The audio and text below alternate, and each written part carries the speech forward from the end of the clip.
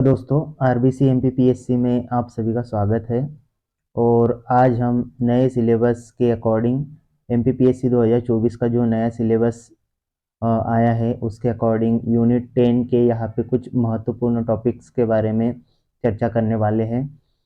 तो यूनिट 10 में जैसे कि लिखा हुआ है पहली लाइन में, मध्य प्रदेश में जनजातियों का भौगोलिक विस्तार और जनजातियों से संबंधित संवैधानिक प्रावधान, इसके बारे में आज हम यहाँ पे चर्चा करने वाले हैं। तो सबसे पहले हम कुछ बेसिक चीज़ें जो जनजातियों के बारे में आप लोगों को पता होनी चाहिए, या एक एमपीपीएससी एस्पिरेंट्स को जनजातियों के बारे में जो बेसिक जानकारी होनी चाहिए उसके बारे में पहले थोड़ा सा डिस्कशन करेंगे। उसके बाद में फिर हम हमारे मेन टॉपिक्स के बारे में डिस्कस करेंगे। ठीक है, तो सबसे पहले हम यहाँ पे देखते हैं कि अनुसूचित जनजाति शब्दों की उत्पत्ति कहाँ से हुई। तो देखिए, अनुसूचित जनजाति शब्द की जो उत्पत्ति हुई है, सबसे पहले अनुसूचित जनजाति शब्द का सबसे पहले प्रयोग 1935 के भारत शासन अधिनियम में किया गया था और 1936 में ब्रिटिश सरकार ने यह आदेश लागू कर दिया कि जो आदिवासी वनों में निवास करने वाले लोग हैं उनके लिए जो है अनुसूचित जनजाति शब्द प्रयोग किया जाएगा। ठीक है, आगे बढ़ते हैं। जनजातियां, अब जनजातियां क्या होती है, तो देखिए जनजातियों की हम परिभाषा देख लेते हैं यहाँ पे। तो जनजातियां वह मानव समुदाय जो एक निश्चित भूभाग में निवास करता हो। ठीक है, क्या एक निश्चित भूभाग में निवास करता हो, जिनकी एक अलग संस्कृति, रीति रिवाज, अलग भाषा होती है तथा ये अपने समुदाय में तथा ये अपने ही समुदाय में क्या करते हैं, विवाह करते हैं। तो ये क्या हो जाएगी, जनजाति की परिभाषा हो जाएगी। तो अनुसूचित जनजाति क्या है या जनजातियां क्या होती है, तो जनजातियां वह मानव समुदाय है जो एक निश्चित भूभाग में निवास करता है, जिनकी अलग संस्कृति, अलग रीति रिवाज होता है, जिनकी अलग भाषा होती है तथा ये अपने ही समुदाय में क्या करते हैं, विवाह करते हैं। ये क्या हो जाएगी, जनजातियां। अब संविधान में इन्हें अनुसूचित जनजातियां कहा गया है।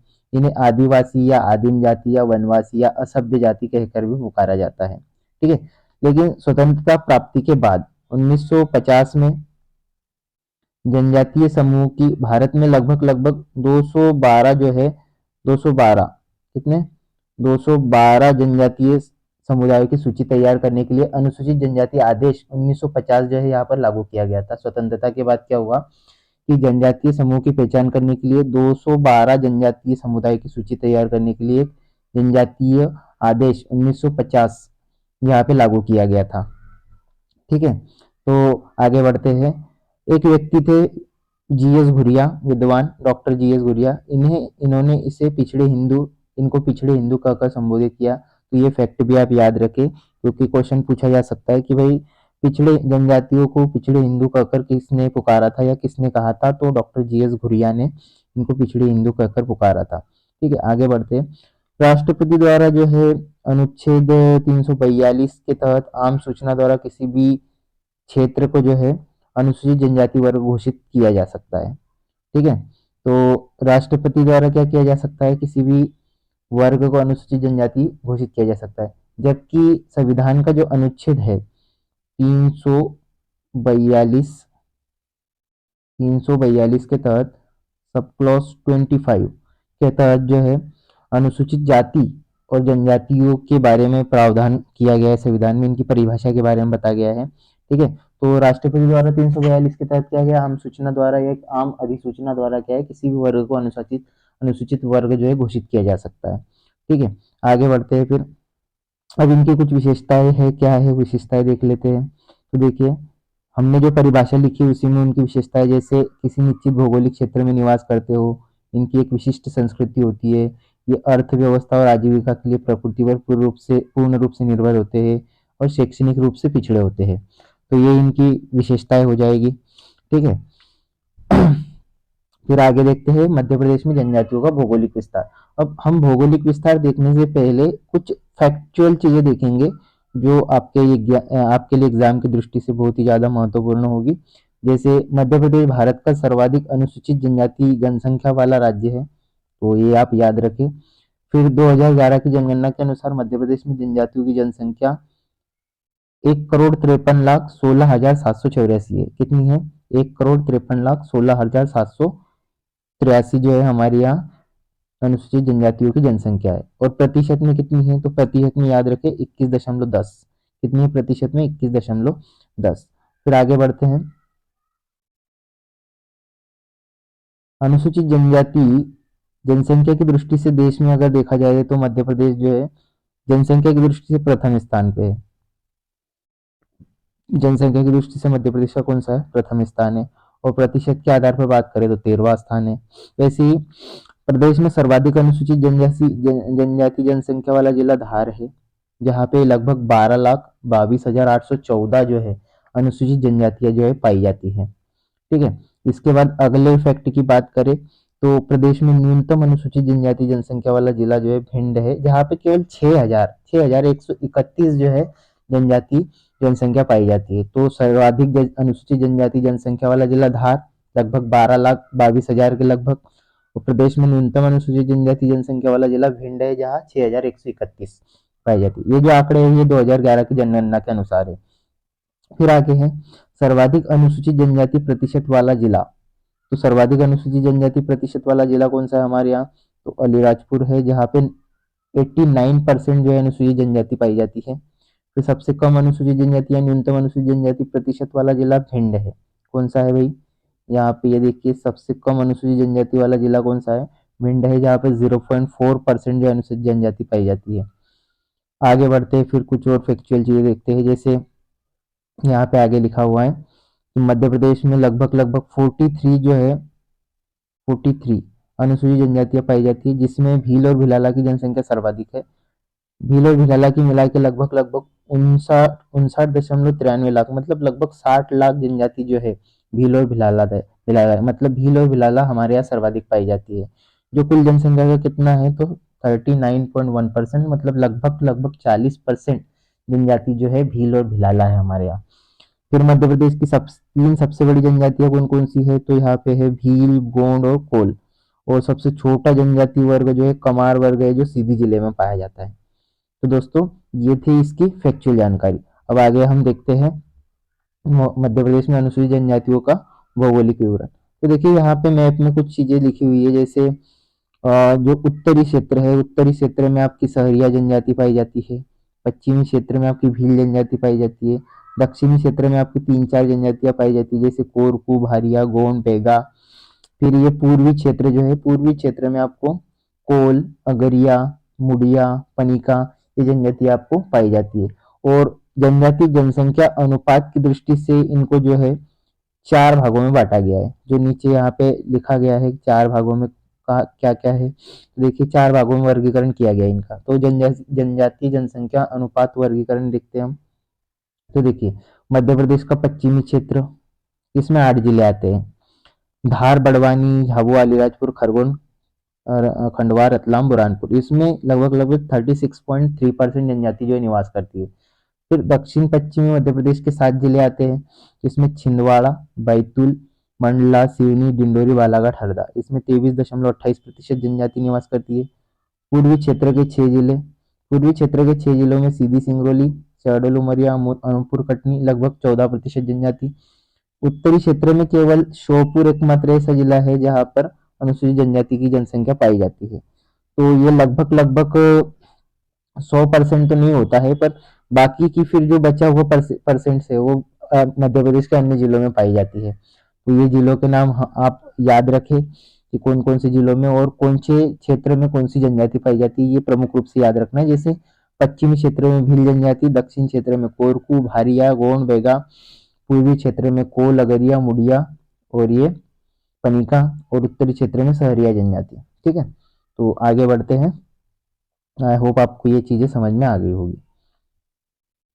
आगे देखिए अब मध्य प्रदेश का ये जनजातियों का प्रादेशिक वितरण एवं जनसंख्या की दृष्टि 2011 के अनुसार है ये। तो देखिए यहाँ पे मैं इतनी डिटेल में नहीं बताऊंगा, क्योंकि जो मेन मेन फैक्ट्स है वो आप याद रखें, बाकी आप इसको डायरेक्टली याद रख सकते हो। जैसे भील जनजाति है जो मध्य प्रदेश की सबसे बड़ी जनजाति है, तो इसकी जनसंख्या जो है 59.9 लाख, मतलब लगभग 60 लाख है, जो कुल जनसंख्या का 39.08% है। और जिले कौन से है, तो इसको याद रखने का एक तरीका है कि आप याद रखो इंदौर संभाग और उज्जैन संभाग के लगभग लगभग सभी जिले, इंदौर संभाग और उज्जैन संभाग। इंदौर संभाग के तो आएंगे ही आएंगे, और बाकी यहाँ पे लिखा हुआ है, आप इनको पढ़ सकते हो। फिर दूसरी जो जनजाति है वह है गौड़ जनजाति। ये भी लगभग 50 लाख जनसंख्या इसकी पाई जाती है मध्य प्रदेश में, और 33.25% जनसंख्या जो इनकी पाई जाती है। तो ये भी संपूर्ण राज्य में पाई जाती है, लेकिन प्रमुख रूप से मंडला, सिवनी, बैतूल, डिंडोरी, बालाघाट, जबलपुर, अनूपपुर, सिंगरौली, शहडोल, रायसेन, ये प्रमुख इन जिलों में पाई जाती है। उसके बाद फिर है कोल जनजाति। तो कोल जनजाति जो है इनकी जनसंख्या है लगभग 11 लाख। तो 11,67,694, और प्रतिशत में 7.62%। इनका जो ये कहाँ कहाँ पाई जाती है, तो रीवा, सतना, सीधी, कटनी, शहडोल, जबलपुर, उमरिया, सिंगरौली, अनूपपुर, डिंडोरी। ठीक है। उसके बाद चौथी बड़ी जनजाति जो आती है हमारे पास, वो है कोरकू जनजाति। कोरकू जनजाति की जनसंख्या भी लगभग 7,30,847 है। ये 4.77% जनसंख्या इनकी कुल जनजातियों में, इनका प्रतिशत जो है ये बैतूल, खंडवा, और मैंने आपको बताया कोरकू जनजाति जो है लगभग मध्य प्रदेश के दक्षिणी क्षेत्र में निवास करती है। तो दक्षिण क्षेत्र में जो जिले आएंगे, खंडवा, खरगोन हो गया, उसके बाद बुरहानपुर हो गया, उसके बाद छिंदवाड़ा हो गया, ये सारे जिले जो आएंगे आप इनको याद रखिए। ठीक है। फिर आगे बढ़ते हैं सहरिया जनजाति। तो सहरिया जनजाति की लगभग 6,04,958, 6,14,958, 4%, लगभग 4% जनसंख्या इनकी मध्य प्रदेश में। शिवपुरी, श्योपुर, अशोकनगर, ठीक है, ये इनके जिले हैं। तो ये आप देख लेना। सहरिया जनजाति लगभग आपको चंबल संभाग में मिल जाएगी। फिर बैगा जो है, बैगा 4,14,526, 2.71 बैगा का याद रखें आप, क्योंकि ये विशेष रूप से पिछड़ी जनजाति है। तो इसकी जनसंख्या और प्रतिशत आप याद रखें, 2.71%। कुल जनजाति जनसंख्या का कितना बैगा, 2.71। और कहाँ पाई जाती है बैगा, तो शहडोल, उमरिया, सिंगरौली, मंडला, डिंडोरी, अनूपपुर, सीधी, बालाघाट, ये यहाँ बैगा जनजाति पाई जाती है। फिर उसके बाद आती है भारिया जनजाति। भारिया जनजाति की जनसंख्या 1,93,230, 1.26%। और ये इसके जिले हैं, प्रमुख जिले। तो ये जिले भी आप देख लीजिए, कटनी, पन्ना, छिंदवाड़ा, जबलपुर, नरसिंहपुर, शहडोल, अनूपपुर, सतना, डिंडोरी, सिवनी। और एक है सौर जनजाति। सौर जनजाति की जनसंख्या जो है 8वीं सबसे बड़ी जनजाति है, 1,67,340। और ये कहाँ कहाँ पाई जाती है, तो ये बुंदेलखंड क्षेत्र में आपको देखने को मिलेगी। ये लिखा हुआ है यहाँ पे, सागर, दमोह, सागर, टीकमगढ़, दमोह, पन्ना, रायसेन, जबलपुर, छतरपुर। तो ये सौर जनजाति है। अगली भी कुछ जनजातियों के बारे में आपको बता देता हूँ, जैसे प्रधान जनजाति है। ये छोटी छोटी जनजातियां है। अब प्रधान जो है वो पाई जाती है 1,23,742, 0.81%। ये प्रमुख जिले आप देख लीजिएगा इसमें। फिर मवासी है, पनिका है, खेरवार है, मांझी है, पाओ है, अगरिया है, उराव है, कवार है, बिजवार है। और ये इनकी जनसंख्या, इनका प्रतिशत है, और ये प्रमुख जिले हैं। तो आप इसको स्क्रीनशॉट ले लेना, या फिर आप इसमें से इनको पढ़ लीजिएगा। ठीक है। आगे बढ़ते हैं फिर। अब हम पढ़ते हैं जनजातियों से संबंधित संवैधानिक प्रावधान। अब देखिए, जनजातियों से संबंधित संवैधानिक प्रावधान को हम दो भागों में बांट सकते हैं।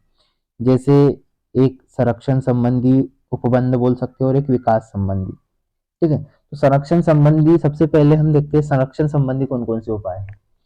तो देखिए, जैसे 15 अनुच्छेद 15(4) है। आपको पता है कि अनुच्छेद 15 में क्या है, कि किसी भी व्यक्ति के साथ जाति, धर्म, मूल, वंश, लिंग के आधार पर किसी प्रकार का भेदभाव का निषेध करता है, ये अनुच्छेद 15।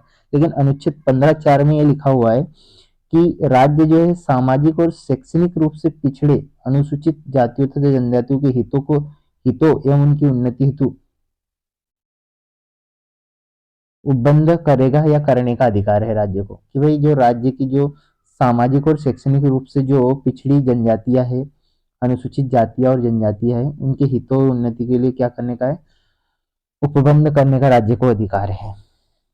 वैसे 16(4) में इनके लिए जो है सार्वजनिक क्षेत्र में और नौकरियों में जो है आरक्षण की व्यवस्था की गई है 16(4) में, ये भी आप याद रखें। अनुच्छेद 23 में क्या लिखा हुआ है, फिर आप जानते हो, मानव के दुर्व्यवहार और बलात्श्रम का प्रतिषेध। तो ये अनुच्छेद 23 में तो ये अनुच्छेद इसलिए महत्वपूर्ण है कि आप ज़्यादातर देखते हो कि जो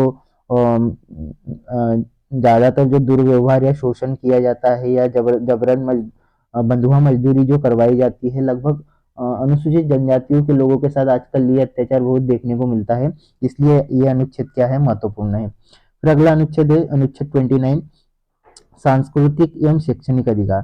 तो ये जो है मौलिक अधिकार है कि प्रत्येक कोई भी अनुसूचित जाति हो या जनजाति हो, प्रत्येक व्यक्ति को अपनी भाषा लिपि को संरक्षित रखने का अधिकार जो है वो अनुच्छेद 29 के अंतर्गत आता है।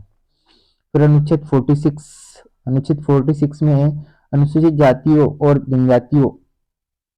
ठीक है, तो अनुच्छेद 46 में क्या लिखा हुआ है, ये देखिए, अनुसूचित जातियों, जनजातियों और अन्य दुर्बल वर्गों के हितों की रक्षा करना ये क्या है, राज्य का कर्तव्य होगा। तो ये अनुच्छेद 46 जो है नीति निर्देशक तत्वों के अंतर्गत आता है। तो इसके बाद देखिए 164, ये बहुत इंपॉर्टेंट आर्टिकल है।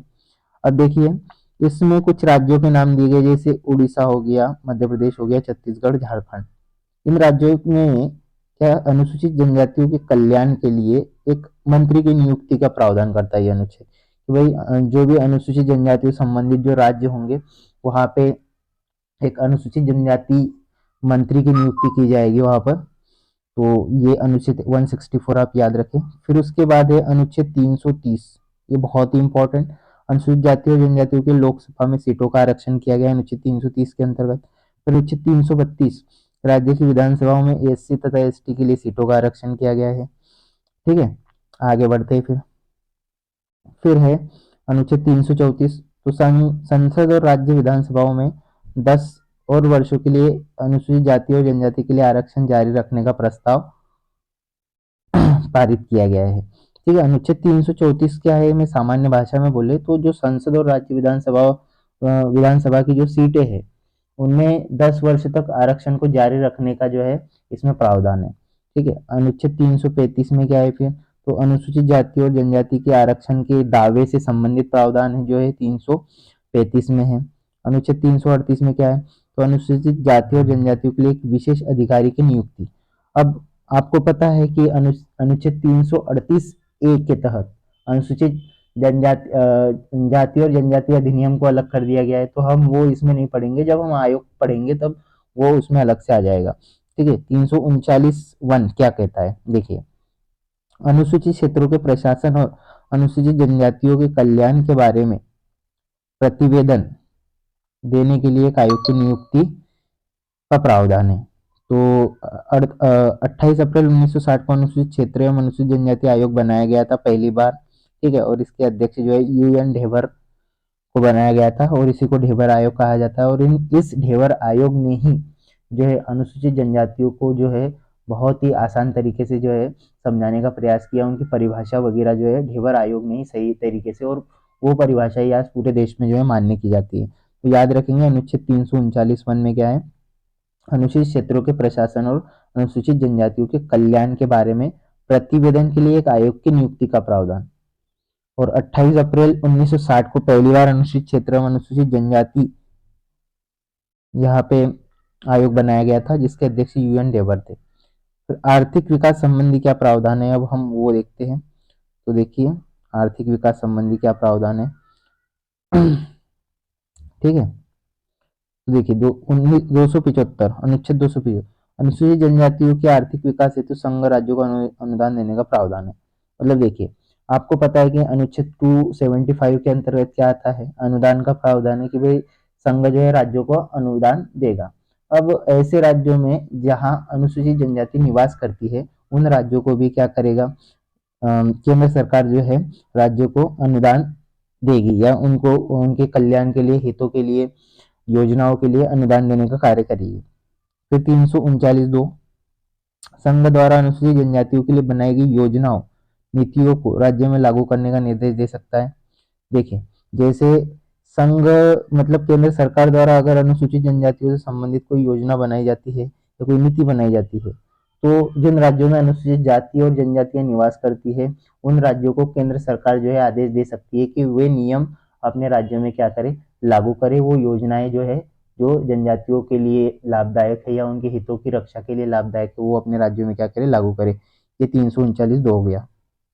फिर इसके अलावा देखिए आप, तो पांचवी और छठवीं अनुसूची में भी क्या है, पांचवी और छठवीं अनुसूची में भी प्रावधान है जनजातियों के संरक्षण से संबंधित, विकास से संबंधित।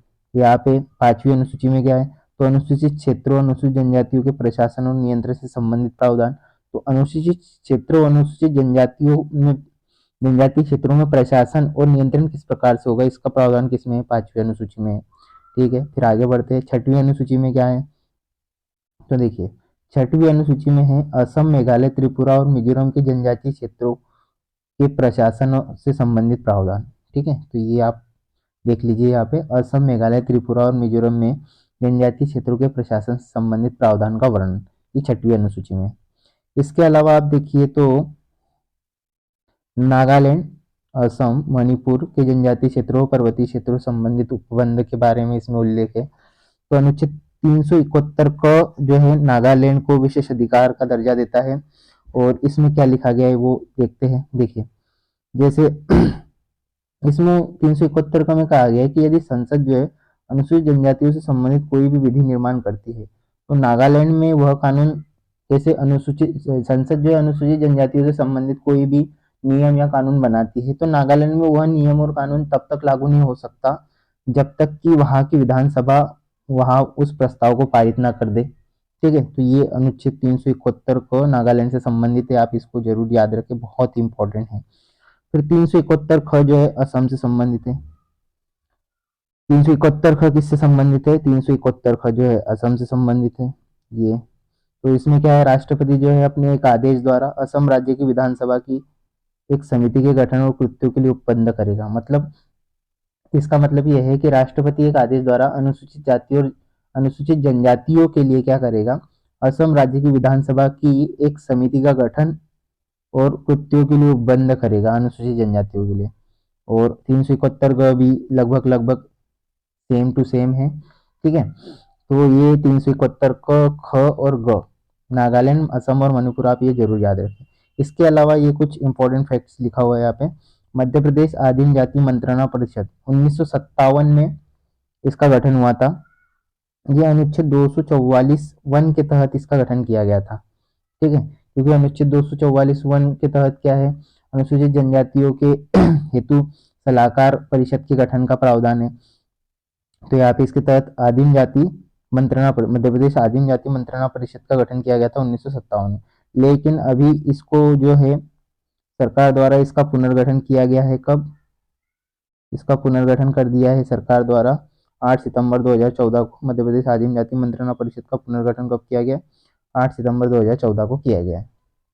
ठीक है, तो दोस्तों ये था आज का हमारा वीडियो।